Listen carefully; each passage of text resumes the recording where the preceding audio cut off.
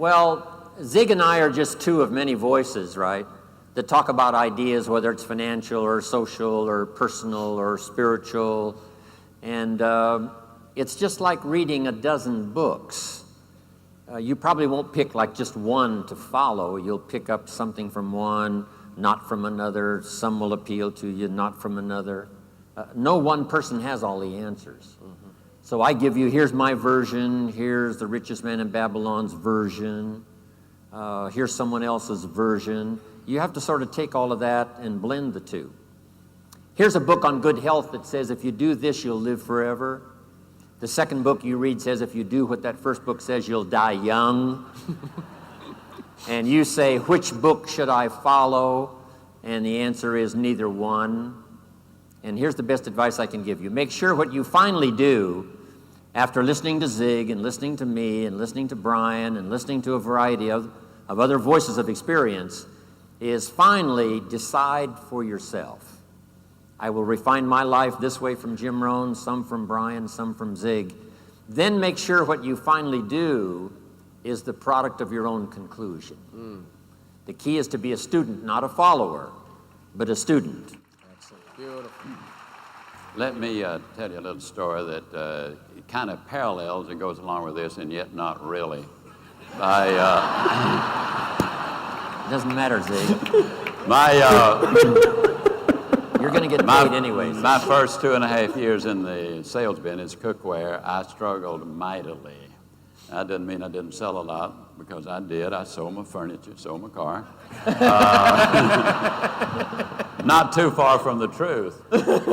And finally, I went to a meeting, and a man named P.C. Merrill revolutionarily changed my life.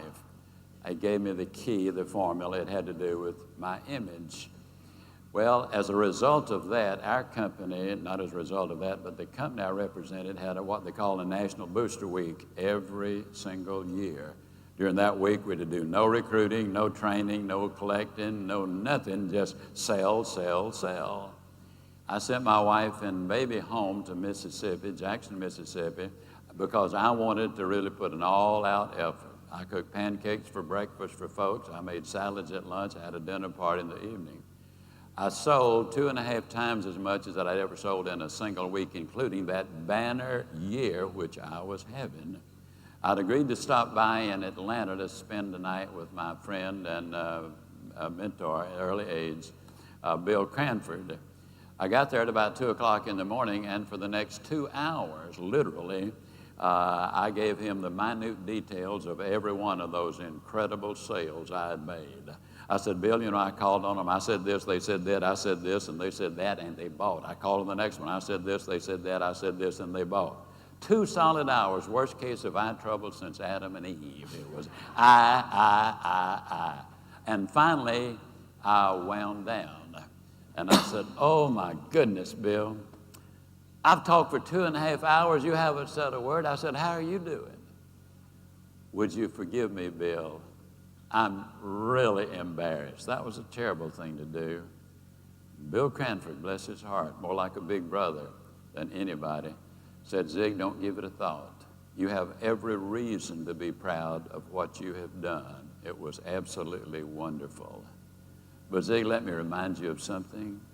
I'm the person who brought you in this business. I'm the one who trained you.